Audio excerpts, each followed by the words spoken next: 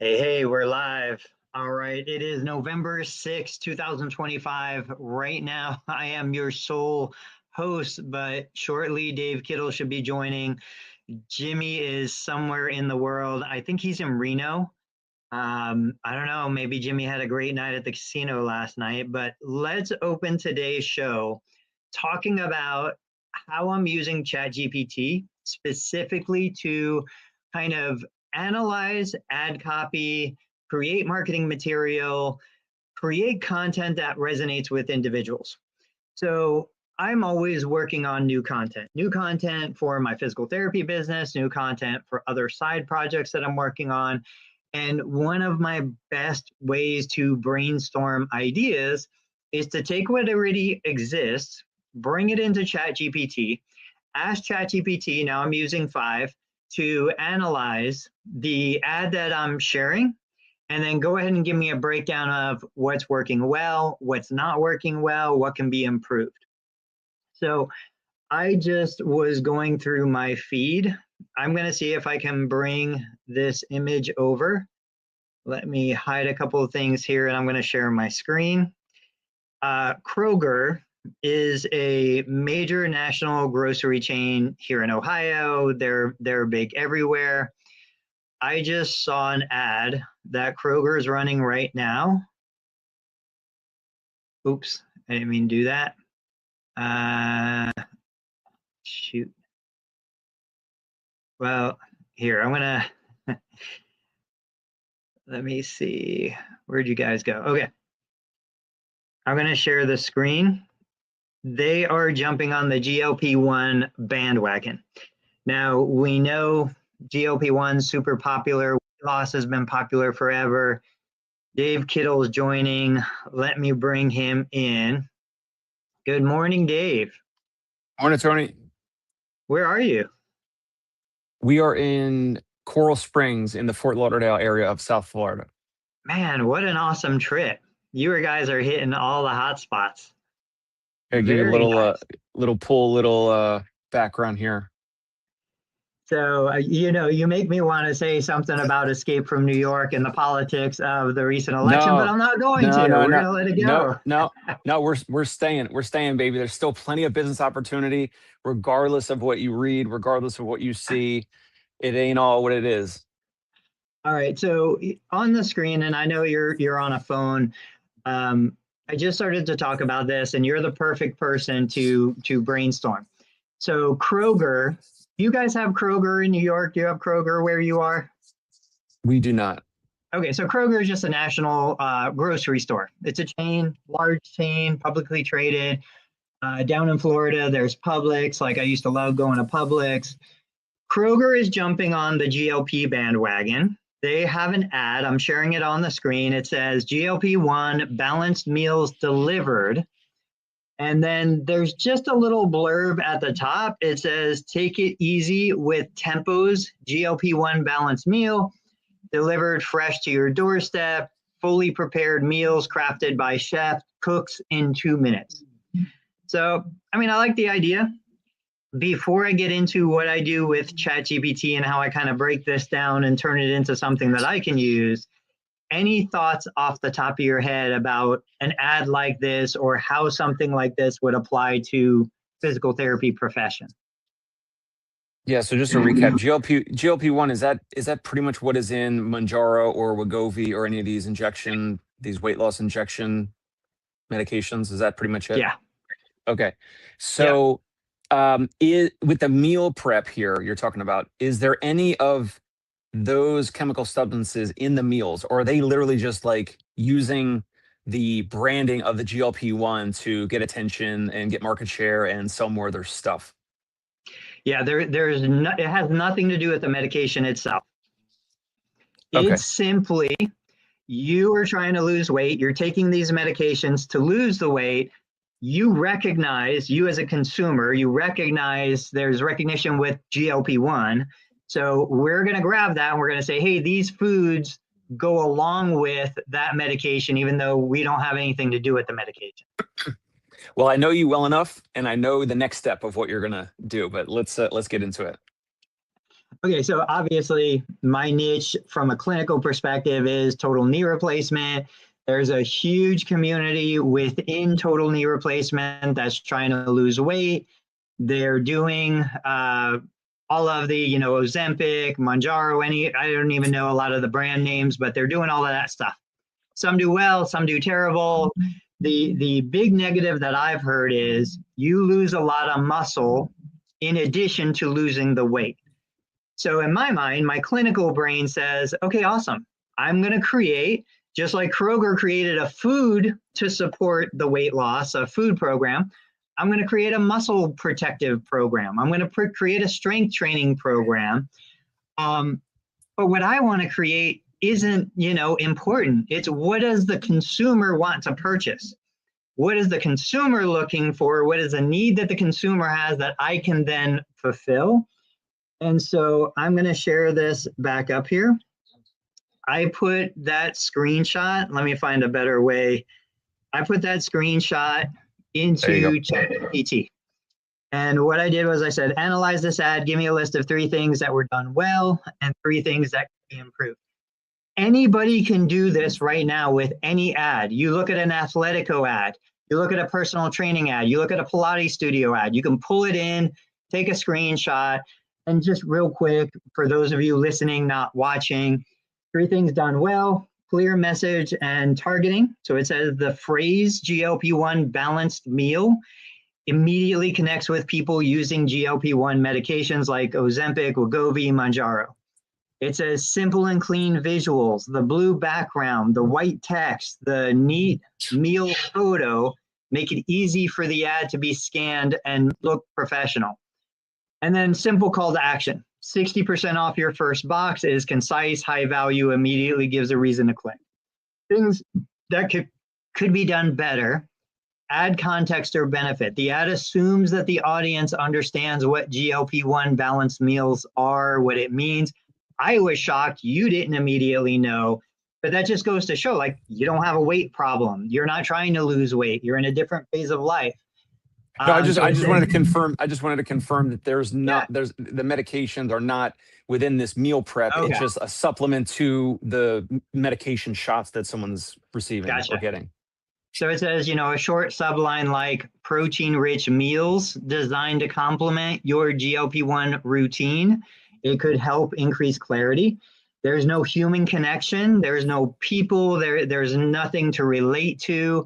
And then brand or trust signals. The Kroger logo is tiny. Quote, tempo by Home Chef.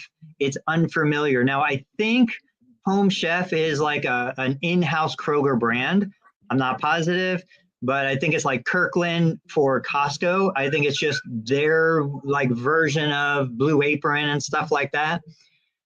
So anyway, then I just said, hey, how do I use this to market to my community? There's a lot of people in total knee replacement who want to lose weight and they're taking this medication.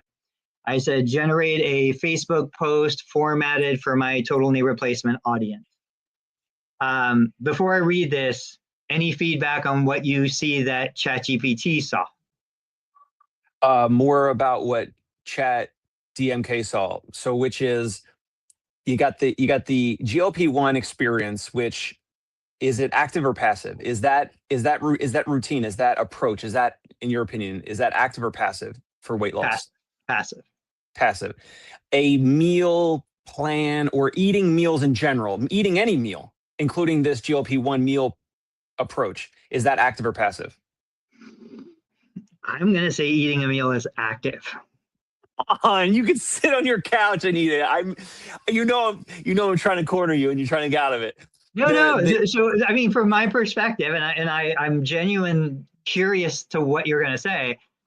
People who are, me included, like I've gained 20 pounds over the last few years. I mean, a ridiculous amount of weight relative to lifestyle and everything else that I work so hard on.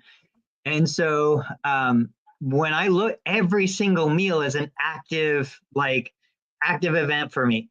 I'm thinking about what I'm putting in my mouth. I'm thinking about what I'm eating. I'm thinking about why I'm eating it. I'm thinking about, am I hungry? What am I looking for? Is it a dopamine release? Is it a serotonin release? Like every single, and I think we don't give credit where credit is due, I've honestly never met somebody who's trying to lose weight who isn't virtually obsessive. Most of them, I'm obsessive, and it's just not working. And they've tried all the stuff and they've done all the right things. And, we've got all that conversation to have in a separate post. But I really think every meal is active. It's an active event. The way you described it, I cannot disagree. So I would say that makes sense, and I agree with you that what in your head and what you're going through, that certainly sounds active. I just think most Americans that are getting the GLP-1 shot, that's passive. And when they sit and they eat and they're watching TV or they're just eating whatever because of other, psychological issues or emotional issues and past history and all this other stuff, stress, whatever it might be, poor sleep. I think most Americans are passive in terms of eating. So that's all I was going to say is like the GLP-1 shot is passive for weight loss. Eating for most people, I think is passive. And then if you're going to spin this and say GLP-1, muscle building, whatever, I think it's going to be a stretch. I think it's easier to do what I'm already doing with like stroke success program, Parkinson's breakthrough program, putting a wrapper around the things that we already do where the consumers are already wanting that for themselves or their spouse or their mother, father that have Parkinson's or stroke or MS or whatever. I would love to see how this goes in terms of testing it, marketing it, all that.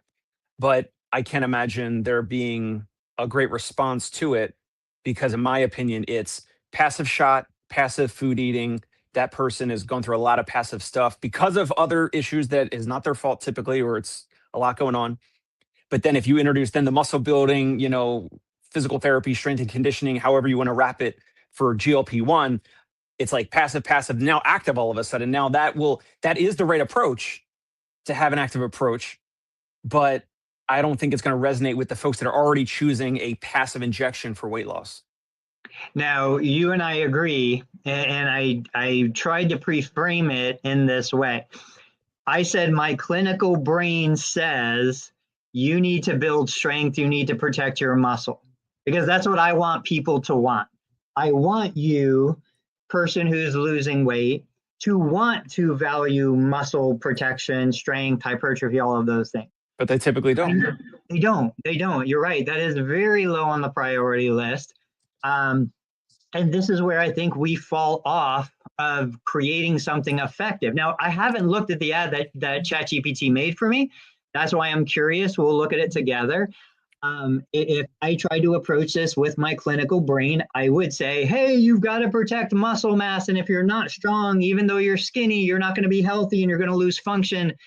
They don't care. Most of the community does not care.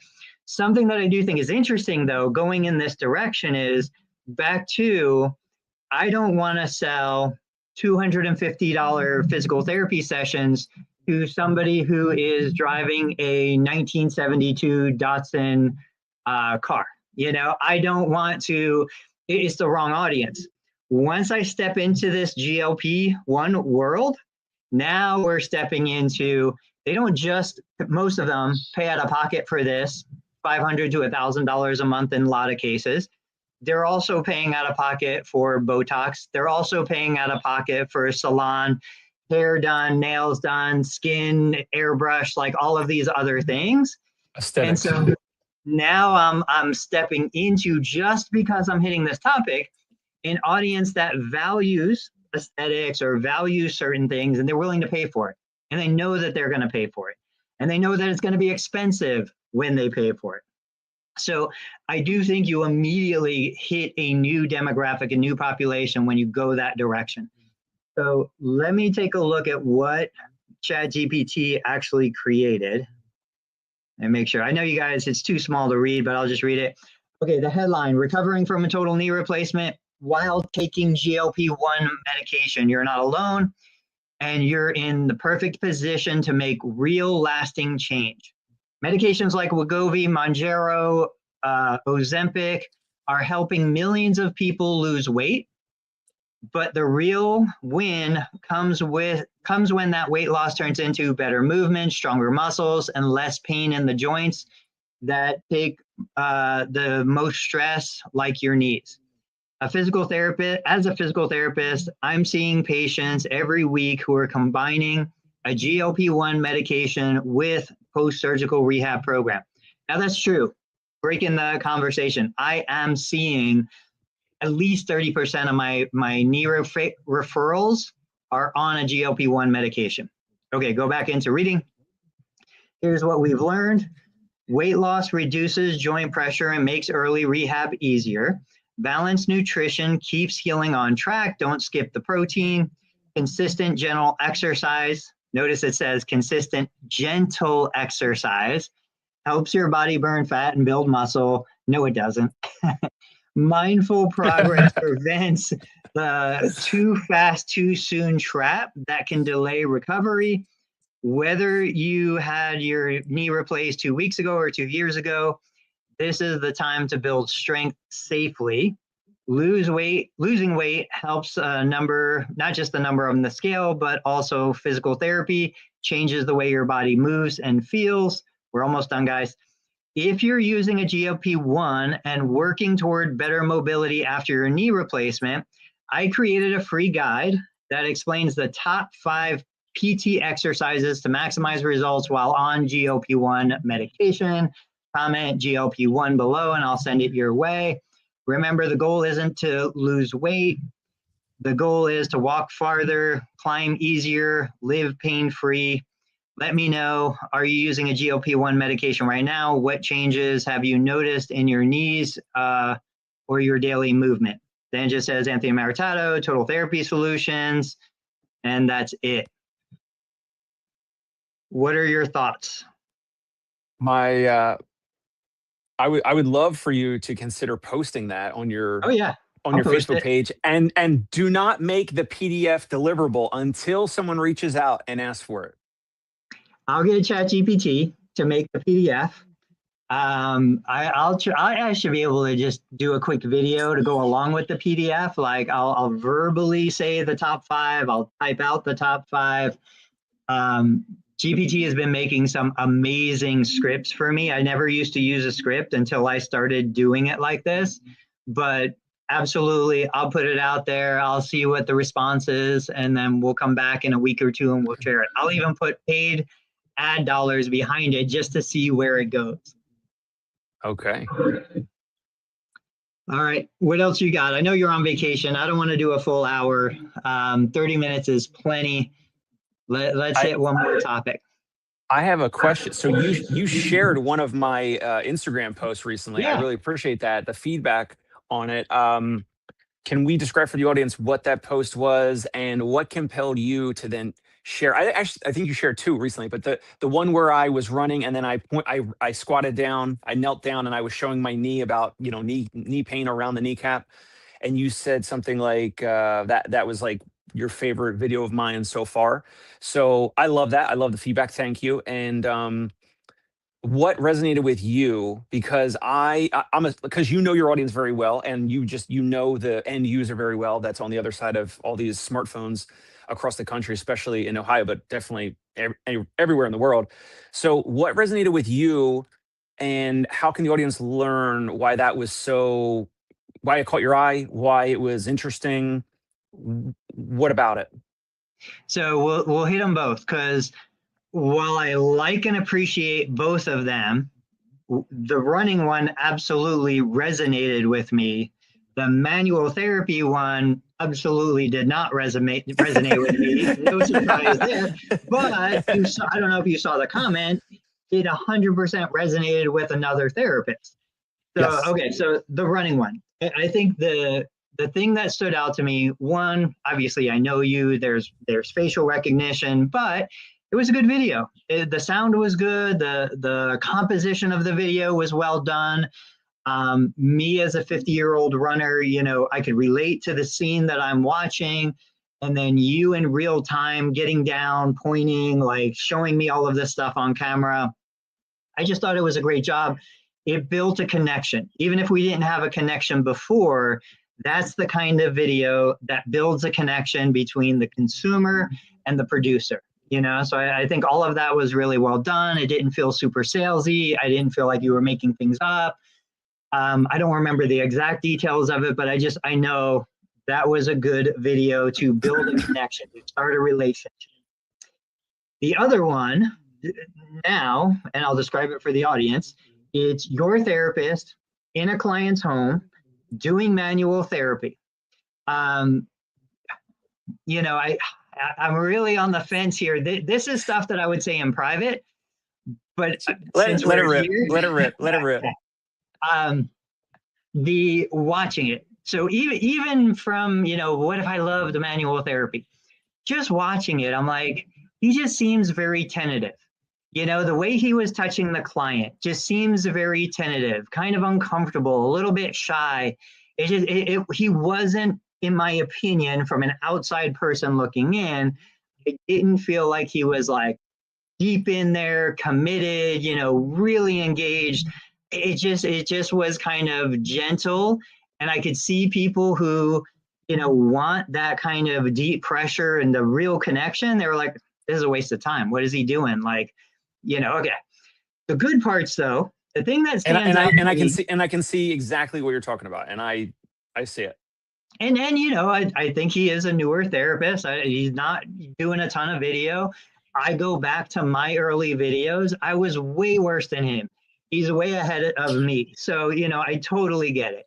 The good things though, the things that did stand out, like obviously it positions you and your business as, hey, we're going to touch you. We're going to work on you. We're manual therapy based. I thought it was very interesting to see him doing the thing with the toe. He was mobilizing like the great toe maybe and doing something on the arch or the plantar fascia issue. I thought that was different. That's not something I'm expecting to see. I didn't feel like that was tentative, whereas like working on the glute med or whatever he was doing, that I just felt was too gentle. He needed to be more aggressive. Yes. The fact that it was a pregnant woman laying there, I think is huge. That's a target demographic. I think that's awesome. There were absolutely great things. Now, the therapist who commented, her specific words were something along the lines of, I'm paraphrasing, none of this telehealth bullshit, hands-on therapy. Okay, she's been a huge anti-telehealth therapist. She believes that most telehealth is fraudulent and a waste of money and a waste of time. That's fine. Like that's her position. She's been a therapist, maybe an OT for a long time. She's gone to therapy. She's expressed her opinions. I believe there's huge value in telehealth, but yeah, both of them. Now, why did I share them? I share them for two reasons. One, I want other therapists to see what you're doing, what therapists are doing.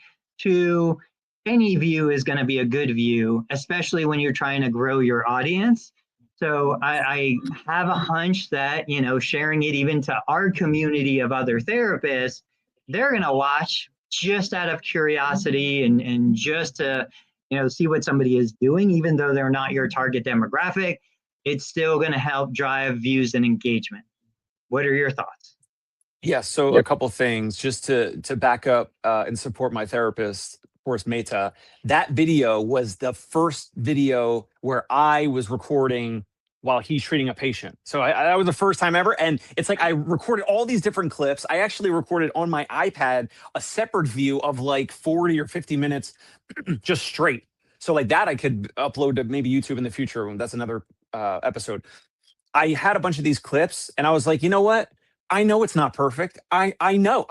Come on, I have enough awareness. I understand it's not perfect, but I'm like, I need to get it out there. And that's why I did the voiceover. So it's my voice over, because when they were talking, like I still need to work on getting lapel mics and all that, which is the next step. So the audio between the therapist and the client, you could hear it, but it was like, it wasn't great. So I'm like, all right, you know what? I'm going to get the exact script, like the caption and the description of the post. I read it as the voiceover, and then that was the same text in the post. So I was like, I'm going to put my voice over it because I think that'll be better. And then of course the captions, because if someone watches the video and it's, silent and the audio is off, they could still see the captions of it to draw more people in and all that. So to Porus's credit, that was the first video of his boss, another physical therapist, recording a video of him, which was he's never done it ever before in his life, right? So, like you said, it's going to be better. It's going to take more reps.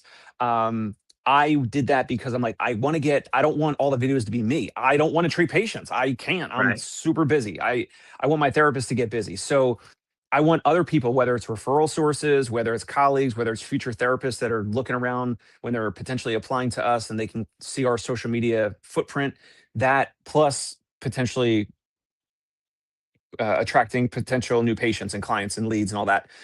So in a nutshell, I was like, I already have all these clips. Let me just mash them together. We have other clips with him and her where it's a seated position and they're doing other stretches and other things. So I was just like, let's just get it out there. I know it's all going to get better in the future, whether it's better audio, better angles, better lighting, um, more confidence with whatever the treatment is that they're delivering. And that's the thing.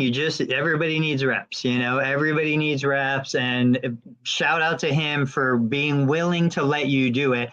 I've got therapists out there behind this door right now who will not let me record them. So you are ahead of me in that capacity. The other thing for people watching, is understanding I don't have the classifications of like top of funnel, bottom of funnel, and like all of these things laid out real well. But this kind of content, it's not a hard sell. It's one of those things where viewers are swiping, they pause for a second, maybe 3 seconds. They're like, oh, cool, she's pregnant and this person's doing that.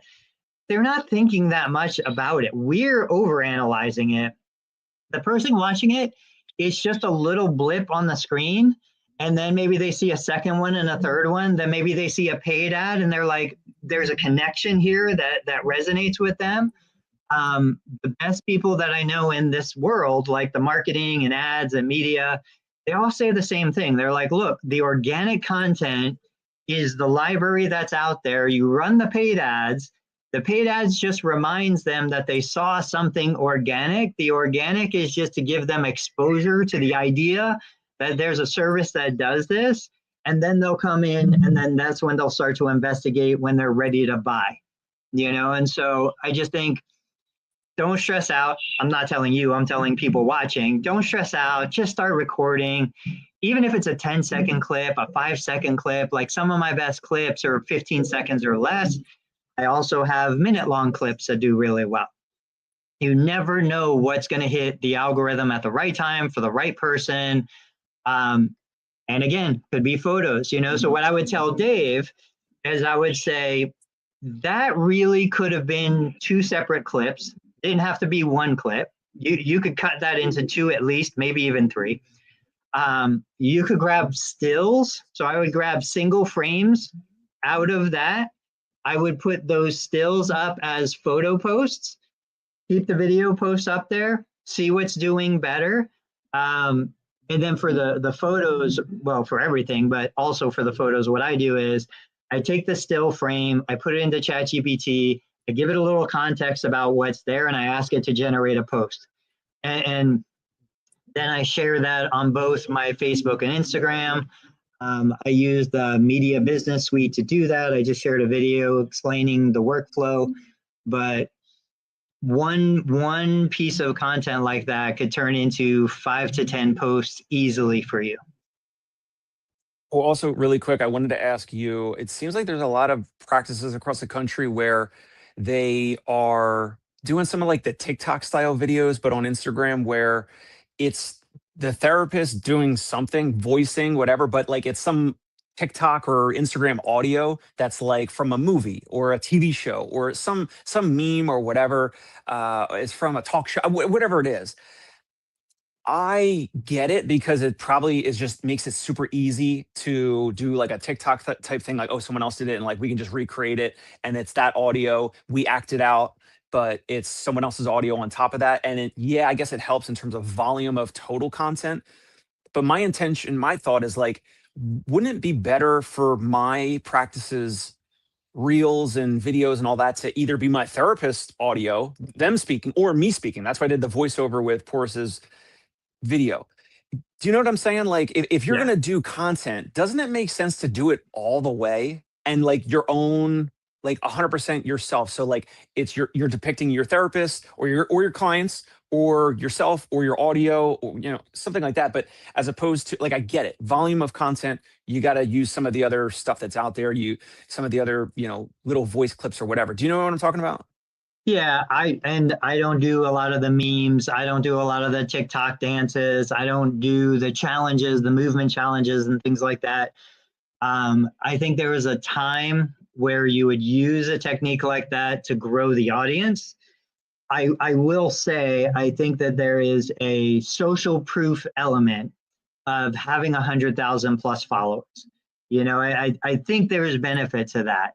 And using a strategy like that back in the day might have gotten you there quicker, but today I just see no value. There's people that are going to do it a billion times better than you. They're funnier than you. They're better looking than you. They're younger than you. Leave that to them. I would focus, and we would focus on kind of this in between where we're showing real patient engagement, we're sharing information, educational content that's entertaining as opposed to entertaining content to try and grow the following. And that's where we go back to, like, I haven't posted on LinkedIn for weeks now. But even though the LinkedIn audience is so tiny, the value of a LinkedIn connection is so much higher than the value of a Facebook business page connection.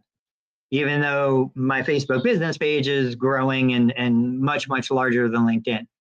So it just comes back to, what's the intent? What is the goal? If you're going to make a channel that's a meme channel, there's Instagram 2 million follower meme channels that make plenty of money. Okay, go do it. But I think for most of us, that's not where we want to be. Makes sense. So let me ask you this. This will be the last segment. I shared the video or the screenshot of the Hims ad where it was pay for 6 months up front. Again, I think it was the GLP-1.